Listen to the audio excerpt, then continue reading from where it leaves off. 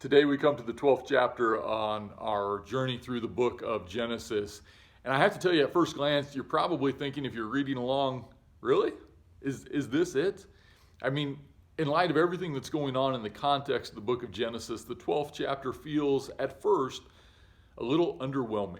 Here's what I mean. When we read the story of God and God's people, just from the very beginning, God creates, all of creation, and God's desire is pretty obvious. God wants humanity to live in relationship with one another. God wants humanity to take care of God's creation, and God deserves their honor and praise. That's the expectation. When God creates humanity, things are very good.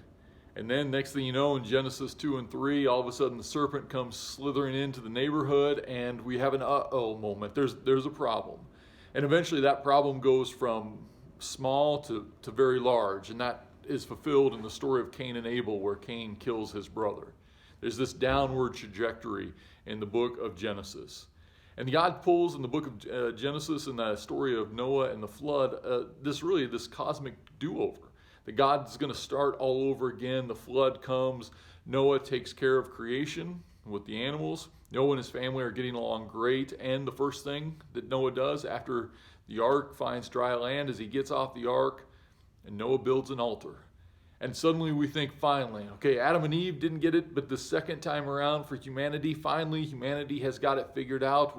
We're doing those things that God has called us to do. Everything looks great, which lasts for about 30 seconds.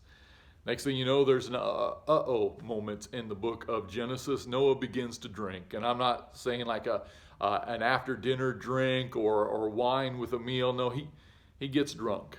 And then we go from uh-oh to a very big problem. Somebody sees somebody's nakedness. It's not even clear for biblical scholars exactly what happens. We just know that this causes tremendous strain in Noah's relationship with his family.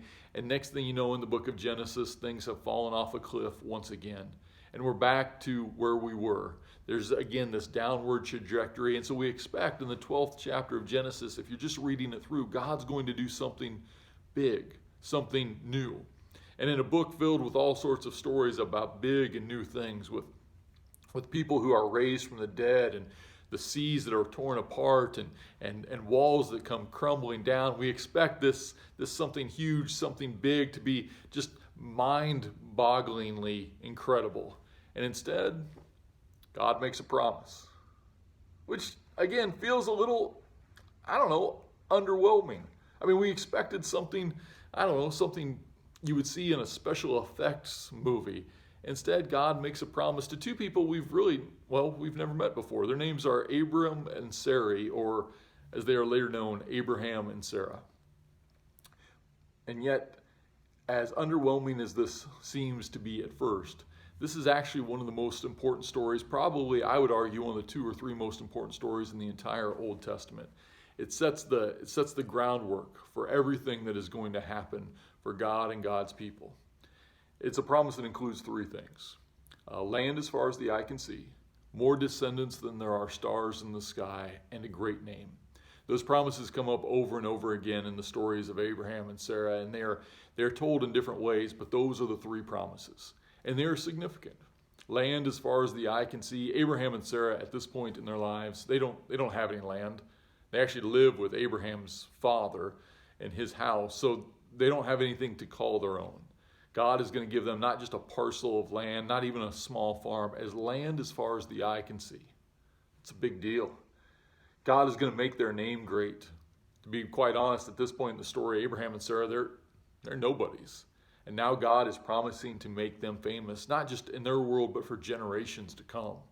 And last but not least, in fact, probably the most important part of the promise, at least for Abraham and Sarah's ears, is God promises He's going to give them more descendants than there are stars in the sky, make them a great nation. I can't underestimate this enough, or overestimate this enough. For the ancient world, children, it was understood that's how you change the world. Your legacy was tied to your children and to your grandchildren and to the generations that would come after you. If you wanted to change the world, it was tied to the people who would come after you. So when God says, I'm going to give you more descendants than there are stars in the sky, that for Abraham and Sarah, they would have heard that as God's going to give them a legacy. God's going to change the world through them. This is an incredible thing. This is an incredible promise, but it comes with a catch that, frankly, we don't often pay attention to. This is the promise, all of these things. But for Abraham and Sarah to experience this promise, all of these blessings, they have to go. That's the first word Abraham and Sarah hear from God. Go. Go from your father's house. You have to leave your father's house, Abraham, Sarah, the safety of your father's house. You have to leave. Go from your kindred. For the people who know you the best, who love you, who support you, who are your safety net, go. You have to go from your own country.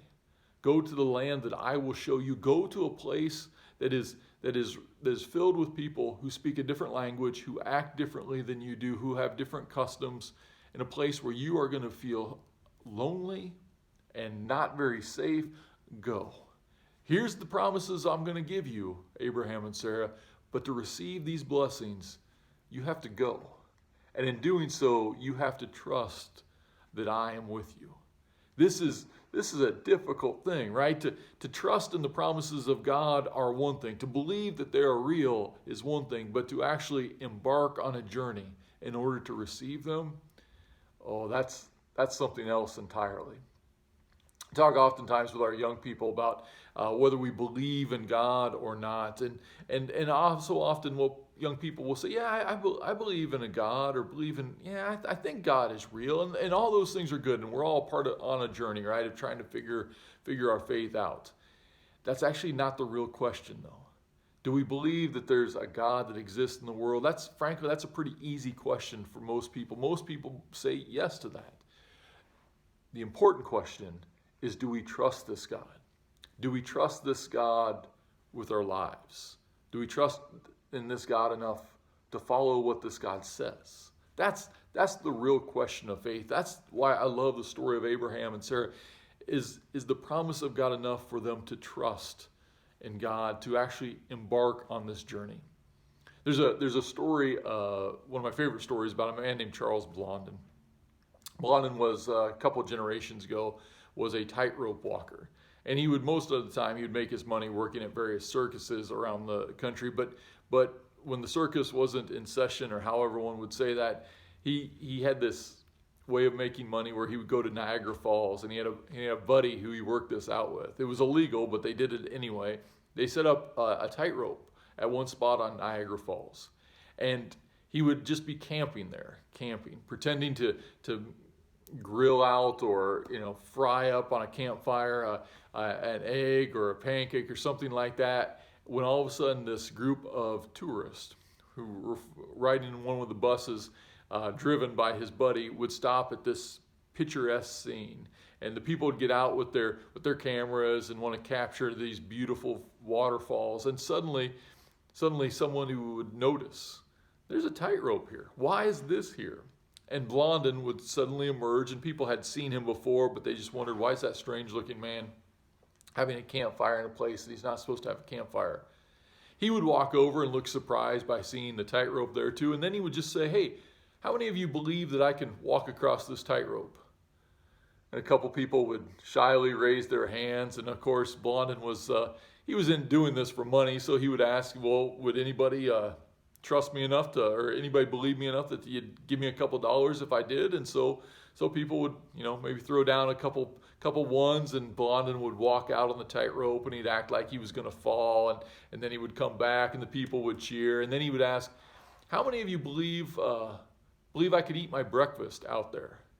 I'm still pretty hungry. How many of you believe I could eat my breakfast out there? And people said, yeah, we believe you can. They raised their hands, threw a couple more dollars down, so they picked up his pan, whether it was a pancake or an egg, and he'd walk out there and he'd be flipping the pancake up and down, and then he would stop. He'd actually sit down on the wire, and he would go back, and he would eat it there, and then he would come back to see them. People would cheer him on, and finally Blondin would say, hey, how many of you believe I can walk this wheelbarrow across the tightrope? And there just happened to be a wheelbarrow there full of wood. And people say, yeah, we believe you can do it. Yeah. Of course, there was some more money involved, and so Blondin would walk the wheelbarrow out, and then he would actually have to walk it backwards across the tightrope, and people were just amazed by this. And the cheers and the money were coming in, and then Blondin said, "How many of you believe I could take someone to the other side and back again?" And by now, everybody knew what was happening. They had seen him do these wonderful things. Everyone, of course, believed he could do this, so everyone raised their hand. Of course, we believe you can do this. And so then Blondin dumped out the firewood and said, "Okay, so who's going to get in the wheelbarrow?" And as you can imagine, everyone's hands went down. They believed he could do it, but they didn't believe enough to entrust their lives to Blondin. You see, there's a difference. The story of Abraham and Sarah is not about, do we believe in a God that exists? No, the question of faith for people who are Jewish or people of Christians, it's a question of this: do we believe in God enough to trust this God with our lives, to embark on the journeys God has called us to go on, in order to experience the blessings we trust are out there? For most of us, it is to embark on journeys in our own lives, of going to places where we get to show compassion and empathy and love with those we encounter. Those are the places that God has called us to go. And in order to do that, we have to leave the safety of our own lives or our own routines, the safety sometimes of our own or the comfort of our own peer group, to go to where God has called us, to learn new things, to meet new people, to experience God's work in the world in an entirely new way. And so the question for us today that the story of Abraham and Sarah begs us to answer is this. It's not, do we believe in God? It's, do we believe in God enough to embark on those journeys? Do we believe in God enough to get into that proverbial wheelbarrow? It's a question worth considering. Have a great day. Bye-bye.